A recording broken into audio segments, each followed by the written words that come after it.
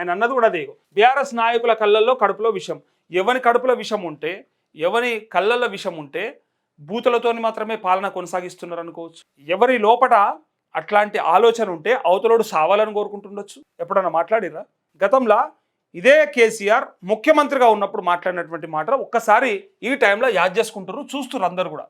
ఈ ఈ ఈ కంపారిజన్ అనేది ఒక్కసారి మీరు చూడండి, మీకు అర్థమవుతుంది. సబ్జెక్ట్ ఉన్నోడు మాట్లాడితే ఎట్లుంటుంది, కనీసం ప్రజల పట్ల ప్రేమ కానీ లేకపోతే ప్రజా సమస్యల పరిష్కారం పట్ల చిత్తశుద్ధి కానీ ఉన్నోడు ఎట్లా మాట్లాడతాడు అనే విషయాన్ని ఇలా కంపేర్ చేస్తూ ఉన్నారు. ఈ ఒక్క స్పీచ్ కొంతమంది మాట్లాడి మీరున్నప్పుడు ప్రతిపక్షాల గొంతు నొక్కలేదా, మీరున్నప్పుడు ఎవరైనా మాట్లాడినిచ్చిరా, మీరున్నప్పుడు మైకులు కట్ చేయలేదా, మీరున్నప్పుడు అవతల ఇష్టం ఉన్నట్టు మాట్లాడలేదా, మీరున్నప్పుడు ఇష్టం ఉన్నట్టు బూతులు తిట్టలేదా అని మాట్లాడారు కొంతమంది. ఆడోడు మోపవుతాడు కదా, ఇట్లా మాట్లాడారు. అసెంబ్లీలో మీరు కూడా అప్పుడు అట్లే మాట్లాడారు అధికారంలో ఉండగా అన్నారు. ఒక్కసారి చూడండి, వాళ్ళ అధికారంలో ఉన్ననాడు మాట్లాడినటువంటి మాటలు, కేసీఆర్ నోట్లోంచి వచ్చినటువంటి ఆ మాటలు విన్న తర్వాత మీరు డిసైడ్ కండి. అన్న మొత్తంకి ఇది ఒకటేనా అంటే అన్నం మెతుకు ఒకటి చూస్తే అర్థమవుతుంది. మొత్తం భగవనంతా తింపి చూడాల్సిన పని లేదు, ఒక మెతుకు చూస్తే అర్థమవుతుంది. అట్లే ఆయన మాట్లాడినటువంటి ఈ మాటలు చూసినాక ప్రతిపక్షాల పట్ల ఆయనకున్నటువంటి ఆలోచనను చూపిస్తా ఉన్నా. బట్ నేను ఇది నా ఇష్టం కోసం చూపెట్టట్లేదు, కేసీఆర్కి మద్దతుగా చూపెట్టట్లేదు, కేసీఆర్కి సపోర్ట్ చేయడానికి కాదు. ఈరోజు కంపారిజన్లో ఇలా మొత్తం సోషల్ మీడియాలో ఇదే నడుస్తూ ఉంది. రేవంత్ రెడ్డి బయట ఏమంటుండు, లోపల ఏమంటుండు. ఒకవేళ లోపల కేసీఆర్ లాగానే మాట్లాడుతుండే ఇంకేమైనా కొత్తగా మాట్లాడుతుండా అని చెప్పి అడుగుతుంటే ఇక వాళ్ళకి సమాధానంగా నడుస్తుంది. చెరువులు ధ్వంసం చేస్తే రైతులు బజార్న పడితే 45,000 కోట్ల అప్పుల పాలు రైతులు చేసింది ఎవరు సార్? మేమా టీఆర్ఎస్ గవర్నమెంటా? అడిగిందా? ఒక 6 ఏళ్ల కింద ముచ్చటేది నేను చెప్పేది.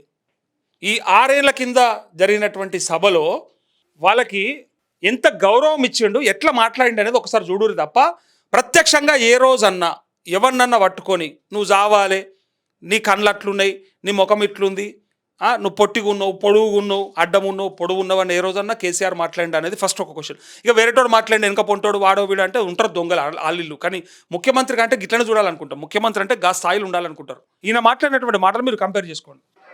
ఎందుకంటే ఆక్రోశం ఈ బోర్లు ఎవరేయించారు, భూగర్భ జలాలు ఎవరి పీరియలు పడిపోయి, ఇదంతా చరిత్ర కాదా? ఆయన ఏమడిగిండు? భూగర్భ జలాలు పడిపోయి. నిజంగా గిట్ల సబ్జెక్ట్ ఉండాలి ఏదైనా చెప్పాలంటే. ఎవరి పరిపాలనలో ఏం నష్టం జరిగింది, ఏం ఇబ్బంది జరిగింది, దేనివల్ల మనం ఇవాళ ఇట్లా ఉన్నామని చెప్పగలిగే శక్తి ఉండాలి. నీకు ఓ పదప్రయోగం లేదు, ఓ మాట లేదు, ఓ సబ్జెక్టు లేదు, ఒక కొంత నాలెడ్జ్ లేదు, పెంచుకుందామన్న సోయి కూడా లేదా. ఎట్లుంటే అట్లా మాట్లాడి పోతావా? గిట్లా మాట్లాడితే కనీసము ఇక కొంతమంది అంటారు ఆయన మాటలు నేర్చిండు, మాటలతోనే నడిపించిండు ప్రభుత్వం అంటే పనులు ఏం కాలేవా చూపెట్టమంటారా? అప్పుడు తెచ్చిన పథకాలు చేయని మత్తుకున్నాయి, కానీ చేసినవి కూడా మస్తుగున్నాయి. ఆ తెలివి ఉండాలి, మాట్లాడే తెలివి ఉండాలి. చేయని ఉన్నాయి కానీ చేసినవి కూడా మస్తుగున్నాయి, చేసినవి కళ్ళ ముందు కనిపిస్తున్నాయి. ఇప్పుడు అవి కూడా వస్తలేవు కదా. అసలు ముచ్చట ఏంటంటే ఇప్పుడు అవి కూడా వస్తలేవు కదా. చూడండి ఒకసారి.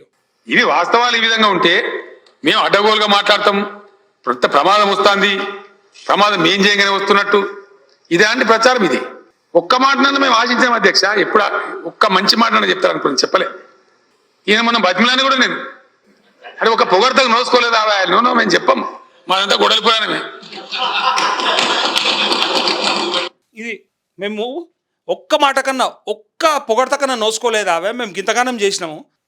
మా ప్రభుత్వం గురించి ఒక్కసారన్నా మంచిగా చెప్పురు కదా, ఒక్క పొగడతననే చెప్పురు కదా అంటే నో మాది గొడ్డలి పురాణమే. ఎట్లా చెప్పండి విన్నారా? మాది గొడ్డలి పురాణమే అంటే ఏంటి తెలుసా మీకు? చాలామందికి ఐడియా లేదు. అయితే ఆ గొడ్డలి పురాణం అంటే దేన్నైనా సరే తెగ నరకడమే, దేన్నైనా సరే నాశనం పట్టుడే, దానికి ఒక స్టోరీ ఉంటుంది అన్నట్టు. అట్లా నేను అనేది పదాలను ఉపయోగించడం రాదు, పని చేయడం చేత కాదు. నేను అనేది పని రాదా, మాట రాదా, ఏది వస్తుందా మనకి? ఎప్పుడు చూడు అన్ని అబద్ధాలు, లేకపోతే అన్ని తప్పులే. ఒక ముఖ్యమంత్రి నోట్లోంచి రావాల్సిన మాటలే కాదు అవి. బచావా ట్రిబ్యునల్ అట 2004 వేసిరని చెప్తాడు, తోపండి బాయిలు తెప్పించినని చెప్తాడు, ఇంకేదో చెప్తాడు. నైట్ ఎకానమీ ఏందో, ఆ నైట్ ఎకానమీ ఏందో, మార్నింగ్ ఎకానమీ ఏందో, కొత్త వర్డు, అదేదో గొప్ప వర్డ్ లెక్క, ఇక దాన్ని మించింది లేదన్నట్టుగా ఇక్కడ నుంచో అడాప్ట్ చేసుకున్న పదాన్ని తీసుకొచ్చేసి అలా న్యూక్లియర్ చైన్ రియాక్షన్ అంటాడు, ఇంకోటి అంటాడు.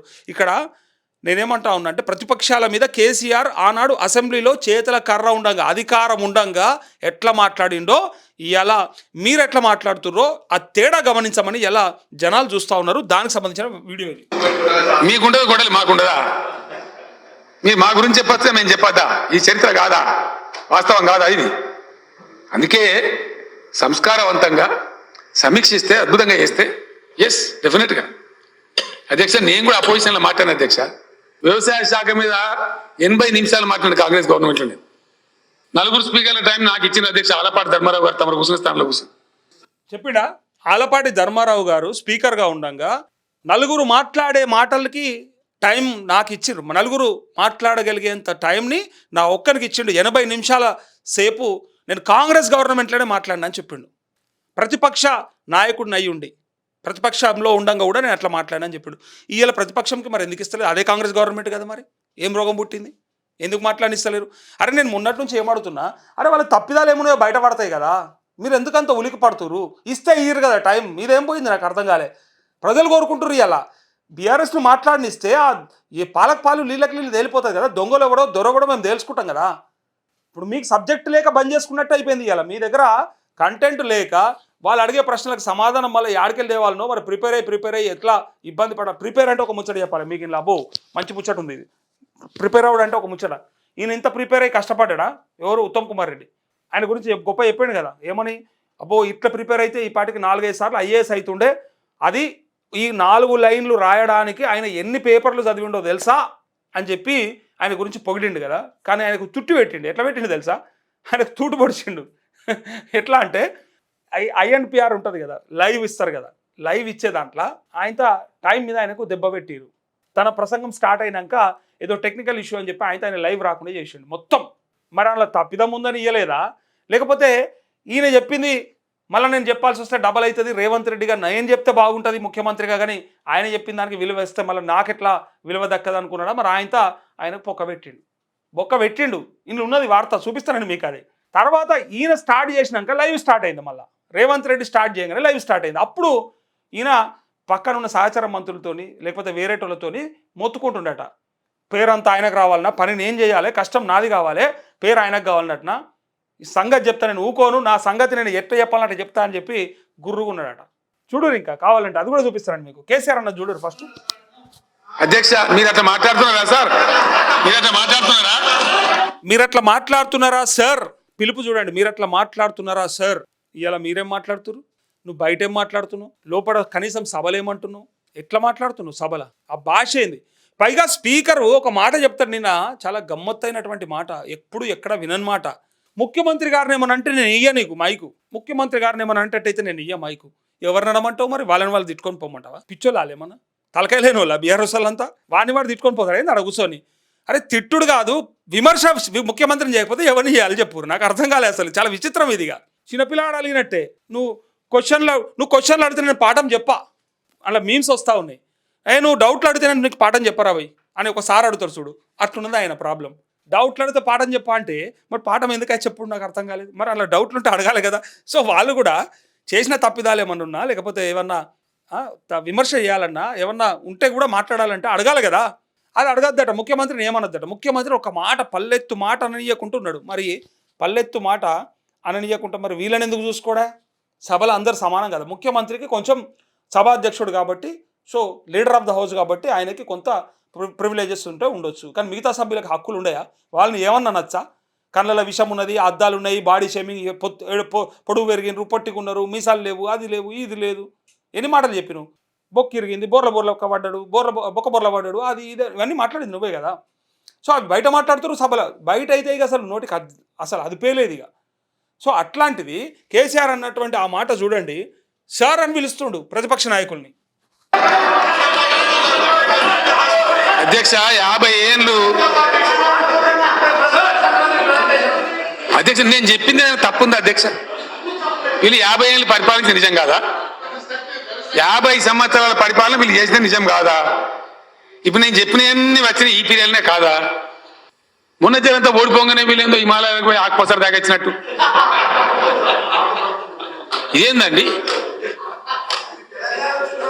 ఎక్కడ అధ్యక్ష చూసిరా విమర్శ అంటే గట్లా చేసుకుంటారు. ఒకనాడు విమర్శలు గిట్ల ఉంటుండే, కుక్క మూతి పిందలని, ఈ ఆకుపసరు తాగొచ్చుడని, ఇంకా రకరకాలుగా అంటే సామెతలను వాడుకొని కొంత అవతల వాళ్ళని లేదా ప్రతిపక్షం నుండి పాలక వర్గాన్ని ఇట్లా కొంత అనేటోళ్ళు. కానీ ఇవాళ ఎట్లయిపోయిందంటే పేగులు మెడలేసుకుండు, బొక్కలిరగొట్టుడు, బొందబెట్టుడు, లాబట్టుడు, పడేసుడు, తొండల జొర్రగొట్టుడు, ఇక రకరకాల భాష. ఏందో అసలు ఆ భాష ఏందో, ఆ బూతులు ఏందో, ఆ మాటలు ఏందో. ఒక ముఖ్యమంత్రిగా ఆయన స్థాయికి తగ్గుతుంది. అయ్యో గిట్లా చెప్తే కనీసం వినడానికి వినసొంపుగానే ఉంటుంది, లేకపోతే అది అవతలోనికి ఎక్కడ దాకనో అక్కడ దాకుతుంది. అది విడిచిపెట్టి డైరెక్ట్గా పర్సనల్ అటాకే ఆకుపసర దాగచ్చినట్టు అంటే అది ఎంత మంచి పదం తెలుసా అది. దాన్ని పట్టుకొని ఆయన అనలేడు, అప్పుడు ఆయన అన్నాడు కాబట్టి మేము అంటాం. ఏమన్నాడా అసెంబ్లీలో ఎప్పుడన్నా అట్లా మాట్లాడిండా? బయట ఎప్పుడన్నా ఆ టైప్లో మాట్లాడిండా? ఏమన్నా పర్సనల్గా అన్నాడా? నేను ఇలా కేసీఆర్ నేను కేసుకొస్తలే, వాస్తవాలు చెప్తున్నా, ఉన్నది చెప్తున్నా, నిజం చెప్తా ఉన్నా. ఈయన మాట్లాడిన తప్పిదాలు బరాబర్. ఇంకోటి కూడా చెప్తా నేను, నీవు నేర్పిన విద్యయే నీరజాక్ష అన్న పద్యం ఉన్నట్టు ఈయన కూడా కొంత మిస్టేక్ చేసిండు. అప్పుడు ప్రతిపక్షాలు అనేటివి లేకుండా చేస్తే ప్రజలు ప్రతిపక్షం అయ్యారు. అప్పుడు సభలు లేకుండా చేసిండ్రు, బయట కూడా లేకుండా చేసిండు. వీలైనంత మట్టుకు అందరికి అమ్మిర్రు గంప కింద, కాబట్టే ప్రతిపక్షం ఎక్కువైంది అప్పుడు. అందుకే పెరిగింది అది, లేకపోతే అంత ఉండకపోతుండే. సపరేట్గా ఏడోడాడు చస్తే ఏడోడాడు ఉంటే ఎవడు మాట్లాడాడు మాట్లాడుతుండే, వీళ్ళది పరిపాలన చేసుకుంటూ అయిపోతుండే. ఎక్కడికెంచి ఇబ్బంది వస్తుందో, ఎక్కడికెంచి టైట్ అవుతుందో అని చెప్పి వీళ్ళు ఆన్ని ఈయన్ని తీసుకొచ్చుకొని అమ్ముకుంటే తర్వాత అంతకంటే ఎక్కువైంది. పేలిపోయింది అది. గ్యాస్ కదా, సిలిండర్ల ప్రెషర్ ఎక్కువైపోయి పేలిపోయింది అది. చివరికి ఓడిపోయారు. సో అందుకే ఇక్కడ మనం నేర్పిందే మనం చేసిందే మనకు వస్తుంది. ఒకనాడు మనం కూడా అన్నాం, ఎట్లా పడితే అట్లా మాట్లాడిర్రు, కానీ మరీ ఈ సబ్జెక్ట్ అయితే మాట్లాడలేదు. నేను అనేది అది అన్నారు కానీ ఒక పద్ధతిగా అన్నారు, ఒక పద ప్రయోగంతో అన్నారు. కానీ ఇలా అది లేదు ఇది లేదు, అన్ని బూతులే, అన్ని పనికి మాలిన చెత్త మాటలే అని కంపారిజన్. అధ్యక్ష ఇది అధ్యక్ష ఇక అదంతా వద్దట అధ్యక్ష. ఇప్పుడు తెలంగాణ వచ్చినాక మాత్రం ఆగుతున్నారండి వీళ్ళు? తెలంగాణ వచ్చినాక కూడా వీళ్ళ కుట్రలు ఆపుతున్నారా? వీళ్ళ కుట్రలు ఆపుతున్నారండి అన్నాడా? ఏమన్నాడు చూసారు కదా. ఒకనాడు కేసీఆర్ మాట్లాడిన మాటలని ఇలా రేవంత్ రెడ్డి మాటలతో కంపేర్ చేసుకుంటూ ఈరోజు అందరూ కూడా అదే చర్చ చేస్తూ ఉన్నారు. మరి ఆ రోజు ఆయన ఎట్లా మాట్లాడిండు, ఇలా వీళ్ళు ఎట్లా మాట్లాడుతూ ఉన్నారు, ఎంతవరకు సబబు అని చెప్పి ఇక్కడ చూడరు. ఇగో దీన్నే వీళ్ళు ఏమంటారంటే, ఇగో అబ్బో రేవంత్ రెడ్డి అన్న మాట చూడరు. మూసీ పునరుజ్జీవంపై చర్చ జరగొద్దని, నిజాలు ప్రజలకు తెలియొద్దన్నది వారి ఉద్దేశం. వారి కడుపు నిండా విషం, వాళ్ళ కళ్ళలోకి చూడండి, ఆ విషపు కళ్ళతో మొత్తం కాలి బూడిదయ్యేటట్లు చూస్తున్నారు. అయినా ఆ విషపు చూపులు ప్రజలకు అర్థమవుతాయంటూ రేవంత్ రెడ్డి అవి విషపు చూపులు అని అంటా ఉన్నాడు. ఇక మనది కూడా తెలుస్తుంది అతి త్వరలో. ఇవాళ ఎట్లుంటుంది అంటే, టైం నడిచినప్పుడు అన్ని గమ్మతే కనబడతాయి, అన్నీ బాగానే ఉంటాయి. కొంచెం టైం అటు ఇటు అయినాడు అన్నీ బయటకు వచ్చేస్తాయి, అన్నీ తెలిసిపోతాయి. ఇక అప్పుడు మనకి కాపాడేటోడు కూడా ఓడి ఉంటాడు.